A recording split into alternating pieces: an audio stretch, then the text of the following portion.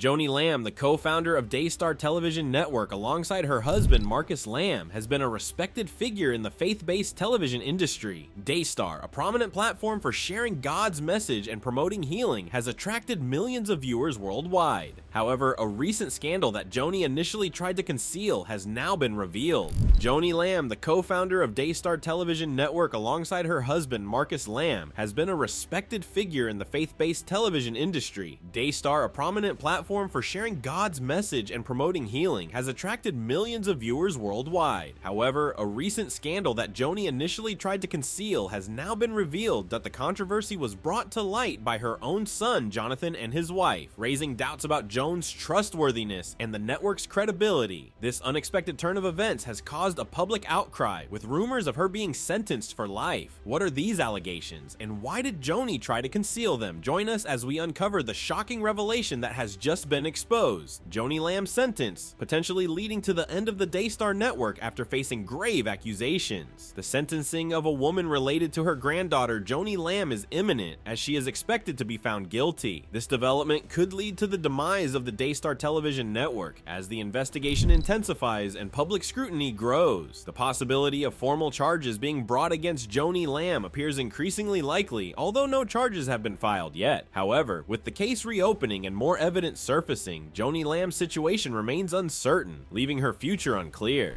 Joni Lamb, the co-founder and president of Daystar, has found herself at the center of a highly publicized family dispute. Her son Jonathan Lamb and his wife Susie have accused Jani and her late husband Marcus Lamb of covering up an alleged sexual misconduct incident involving their granddaughter that occurred in 2020. The couple claims that a family member committed the misconduct. Joni has firmly denied the accusations made against her. On her show, Jani Table Talk, she emphatically stated that the allegations are completely false. She explained that the situation involved her granddaughter accusing a boy at her preschool, not a family member as claimed. Joni criticized the source of the allegations, dismissing it as a low-level blogger who did not know the full story and was trying to undermine her family. In response to the reports, Joni's attorney sent a letter demanding the retraction or correction of the articles, threatening legal action if the outlet did not comply, arguing that the reports contained false statements. The organization refuted the claims made against them, arguing that there was no factual basis to support the accusations. They accused Jonathan and Susie of leading a smear campaign. The organization further emphasized that the Roy's report lacked evidence to back up its claims, stating that they were simply unproven allegations. In response, the Roy's report and its attorney, Christine Jones, rejected Anderson's arguments. Jones reaffirmed that the outlet stood by its reporting and refused to make any corrections, stating that Daystar had been given ample opportunities to respond and that the outlet had reported their side in full. The journalist behind the articles, Julie Roy, addressed Joni Lamb's reaction, pointing out that Joni had not fully answered several key questions, including why she had a one-on-one meeting with her granddaughter the morning after the girl had reportedly told her mother about the mistreatment, and why the granddaughter allegedly stopped talking about the incident after that meeting. Roy pointed out inconsistencies in Jones' account, such as her claim that an incident involving a person named Pete at a beach house was resolved quickly, despite the counselor leading the investigation, stating that the inquiry was abruptly halted before they could properly interview Pete. Despite these reports, Joni Lamb has consistently denied the allegations, explaining that her son and daughter-in-law are confusing two separate events and creating a false narrative. Joni specifically addressed the claim that Pete was alone in a room with her granddaughter while she was changing, stating that during the family retreat, everyone stayed in the same house, and her two older grandchildren were sharing a room with bunk beds, where Pete, who was holding a baby, spoke to her grandson about the room's city view. Joni's granddaughter was changing in a room when Jonathan Lamb reportedly confronted Pete, asking what he was doing there while she was changing. Joni stated that Pete apologized, left the room, and may not have even seen anything since his back was turned and he was holding a baby. Joni also mentioned that during the retreat, Susie Lamb appeared unusually paranoid, recalling an incident at a grocery store where Susie became upset about a man standing behind her, claiming he had been staring at her even though he seemed unaware. In response to Joni's comments about about her mental state, Susie posted a tweet stating that God keeps having the last laugh and that Joni can try to make her look mentally ill. The Lambs later deleted the tweet despite Joni Lamb's repeated denials. The investigation into the alleged mistreatment continued. In 2021, Jonathan and Susie Lamb claimed they found their daughter unclothed with Pete during a Daystar retreat. Their daughter reportedly said she was mistreated, and Susie claimed Joni told her not to report the incident to the police. Joni allegedly requested a private meeting with the child, after which the child stopped discussing the alleged mistreatment. The Lambs said their daughter became silent and did not remember the conversation. They reported the suspected mistreatment to the police, but the case was closed because their daughter refused to speak about it. In 2023, the Lambs took their daughter to a counselor. The authorities in Texas were alerted about suspected mistreatment, leading to the reopening of the investigation by the police. However, no formal charges have been filed yet. If charges are brought and an arrest is made, Joni Lamb may face a lifetime sentence. In response, people are now turning to Jonathan and Susie Lamb to hear their side of the story. The couple revealed that they felt compelled by God to speak out and believed they had no other choice. They also mentioned sharing their story with other reporters, including Roy. Susie stated that they never imagined their lives would end up in this situation, and the couple is staying in an undisclosed location for safety reasons. The report released after the video provides more details on the allegations. Jonathan and Susie's young daughter told them a few years ago that she had been molested, but initially did not know the perpetrator. Over time, they began to suspect a family member named Pete. Their suspicions were based on several factors, including a story Pete allegedly told about the child walking in on him when he was naked in the bathroom. After the mistreatment was revealed, the child became scared to go to the daycare where Pete worked. Other family members also warned Jonathan and Susie about Pete's behavior, saying he would visit their home when only the nanny was there, and the nanny found his behavior unsettling. Jonathan and Susie are now in a challenging situation with Joni Lamb. The controversy surrounding Jonathan Lamb's firing from Daystar has raised questions about potential repercussions. Jonathan claimed he was meant to succeed his father, but a family argument led to a change in the succession plan, with his wife Joni being named the new successor. Jonathan believes this was a punishment for the allegations he made about his daughter's treatment. The allegations, first reported by journalist Julie Roy, came to light just days after Joni fired Jonathan from Daystar. Joni publicly accused Jonathan of trying to take control of the company, which is worth around $1 billion, employs 300 people, and makes $100 million annually. Susie, Jonathan's wife, also stopped working at Daystar in 2023 after refusing to sign a non-disclosure agreement. The individual stated that after refusing to sign the agreement, he was demoted from vice president to manager, placed on a performance plan, and moved from being an on-screen personality to managing the company's cafe. The organization claimed that non-disclosure agreements are common for all employees and do not prevent anyone from reporting crimes. In November, the individual was fired for not meeting the terms of his performance plan, which included accusations of insubordination and failure to show leadership. The individual's statement expressed sadness and grief over the situation as a mother and grandmother, and a desire to have resolved the matter privately. Since then, the individual and their partner have made several allegations against the organization on social media. Susie said they're making their story public because they had waited a long time for Joni to do the right thing, but it was ignored and pushed aside. Susie also said they have ample evidence to support their claims. Daystar responded by saying that even after the alleged incidents, Jonathan and Susie continued to have a relationship with the person they accused of molesting their daughter. The couple said they felt pressured by Joni to go on a vacation in 2022, where the accused person was present. The controversy has created tension within the family, and now more people are starting to speak up. Denise Boggs discussed the events leading to Joni Lamb's controversy, expressing her deep concern about what happened. Susie had told her daughter to go upstairs and get her bathing suit to go to the beach, and the little girl ran upstairs excitedly. Susie noticed a change in Pete's expression as he quickly followed her upstairs. Feeling something was wrong, Susie asked Jonathan to check on their daughter. When Jonathan arrived, he found Pete in the child's room, and she was unclothed. Understandably upset, Jonathan confronted Pete, asking what he was doing there with his daughter. Denise explained that she was away in North Carolina at the time and received calls from concerned family members, starting with Rebecca. Later, Pete and his wife called, and Pete seemed upset that Jonathan had raised his voice. The situation caused division in the family, with the focus shifting to Pete's hurt feelings rather than the seriousness of the incident involving the child. Denise shared that it became clear the family was questioning why Jonathan was upset with Pete, asking why he was being blamed. Denise herself questioned why Pete was in that room in the first place. Susie later confirmed the events and expressed her concern, saying she saw something in Pete's face that made her uneasy. Denise explained that Jonathan was not at fault, and she couldn't understand why the family was blaming him. After receiving a call from Marcus, who believed Pete had done nothing wrong, Denise suggested that Pete and his wife come to their retreat center to spend time together.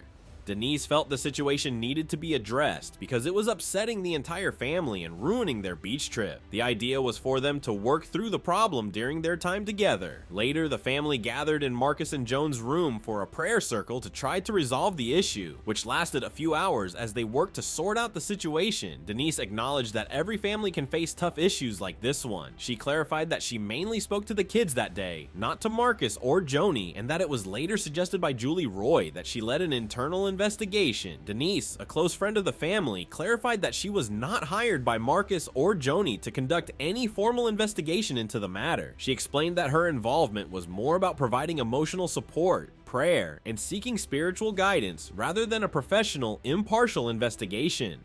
Denise emphasized that she was not a licensed counselor, but simply a caring friend who wanted to help the family navigate this difficult situation. When Pete and his wife visited the retreat center, Denise recognized the need for a more comprehensive assessment of the situation. She therefore called in Debbie Lenhart, a licensed forensic counselor from North Carolina, to evaluate the family. Debbie first met with Pete and his wife individually, delving into the details of the allegations and Pete's responses. She then later sat down with Jonathan, Susie, and their daughter to get a more complete understanding of the family dynamics and any potential concerns. Denise relayed that Marcus and Joni believed Pete had been cleared of any wrongdoing based on Debbie's assessment. However, Denise acknowledged that there were some issues with the investigation process. Specifically, Pete himself did not directly answer all of Debbie's questions, as his wife often stepped in to provide the responses on his behalf. Due to this lack of Pete's direct participation, Denise said that Debbie Leonard ultimately told her that she could not issue a full release or clearance for Pete. The counselor felt that more information was needed directly from Pete in order to make a definitive determination.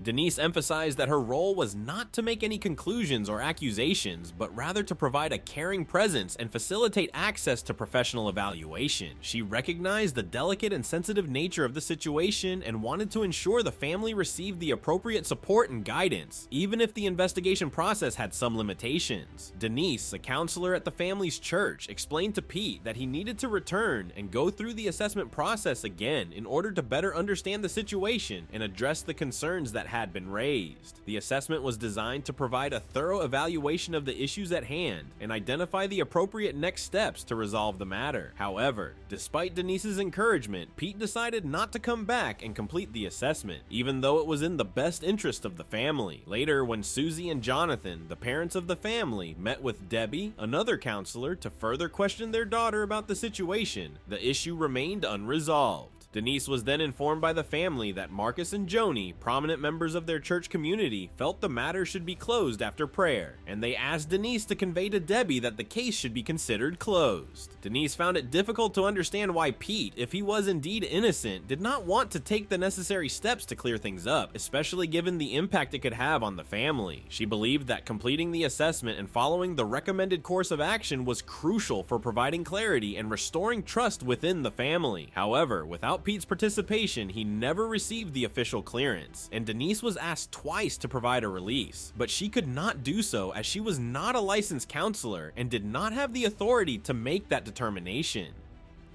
Given the serious nature of the accusations against Joni Lamb, a prominent figure in the Daystar Television Network, this unresolved situation could have significant implications for the reputation and public perception of the television ministry. The lack of a clear resolution and Pete's refusal to cooperate with the assessment process raised concerns about the handling of the matter and the potential for further complications down the line. The ongoing controversy surrounding Joni Lamb and the Daystar Television Network extends beyond individual scandals, highlighting highlighting broader issues of accountability within ministries. Leaders who choose secrecy over transparency risk damaging their organization's reputation and eroding the trust of their followers. This lack of transparency can have far-reaching consequences, as it undermines the credibility of the ministry's message and its ability to serve as a moral authority. Allegations of mistreatment are particularly damaging to a ministry's credibility, undermining its ability to serve as a model of Christ-like integrity. When people entrust their spiritual well-being to a ministry, they expect it to uphold the highest standards of ethical and moral behavior. However, when reports of abuse, discrimination, or other forms of mistreatment emerge, it can shatter the faith of those who have placed their trust in the organization.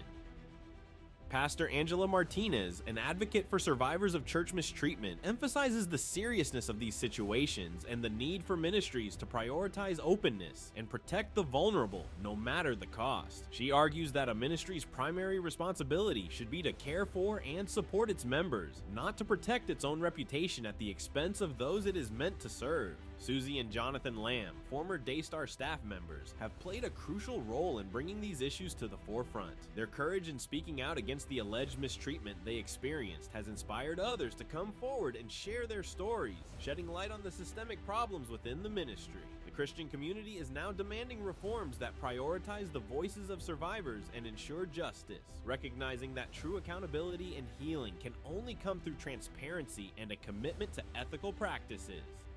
The Daystar Television Network controversy has become a rallying cry for the broader Christian community to re-examine its approach to leadership and accountability. It serves as a wake-up call, reminding ministries that their responsibility extends far beyond the pursuit of power and influence. True spiritual leadership requires a steadfast commitment to serving the needs of the community, protecting the vulnerable, and upholding the values of Christ-like love, compassion, and justice. Organizations like Grace Godly, a leading voice in the Christian community, have been at the forefront of advocating for independent investigations, survivor-focused policies, and third-party accountability. Their mission is to rebuild trust and credibility within the Christian environment, which has been shaken by numerous high-profile scandals and allegations of misconduct. Grounded in the biblical principle found in Ephesians 5:11, these organizations believe that it is the responsibility of believers to expose the unfruitful deeds of darkness, no matter how uncomfortable or inconvenient it may be.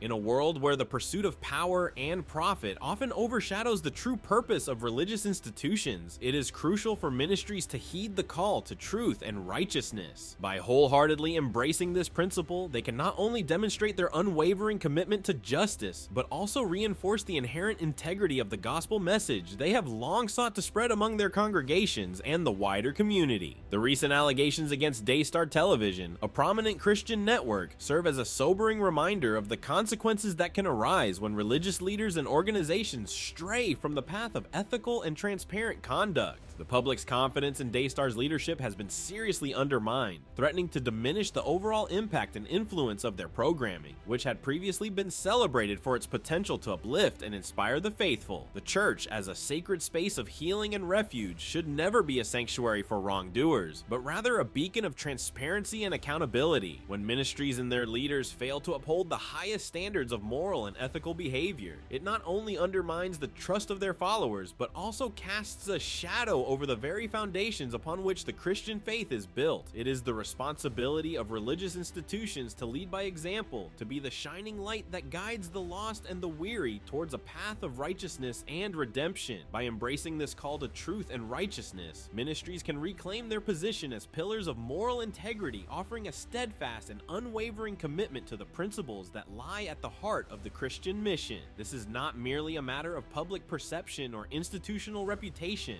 but a sacred duty to ensure that the message of the gospel remains pure, untainted by the corrupting influence of personal gain or abuse of power. The allegations against Joni Lamb have rocked the very foundations of the faith community, casting a dark shadow over the sanctuary that was meant to be a beacon of hope and redemption. However, it is in these trying times that the church must rise to the occasion and demonstrate its unwavering unwavering commitment to justice and compassion. By actively supporting the survivors of any potential wrongdoing, the church can send a powerful message that their voices will be heard and their pain will not be ignored. Through thorough and impartial investigations, the faith community can uncover the truth, no matter how painful or uncomfortable it may be. And by prioritizing transparency throughout the entire process, the church can build trust and restore the shattered confidence of its congregants. Only by confronting the hard truths and ensuring that the sanctuary it provides is a true reflection of the values it espouses can the light of Christ truly shine through, even in the darkest of circumstances. The church must not shy away from the difficult questions or the uncomfortable realities, for to do so would be a betrayal of the very principles it is called to uphold. The stakes are high, for the consequences of indifference or passivity are severe. The Christian community cannot afford to remain silent or detached, as this would only prolong the harm and delay the path to healing and restoration. Accountability is the crucial step, as it demonstrates a genuine commitment to justice and a desire to make amends.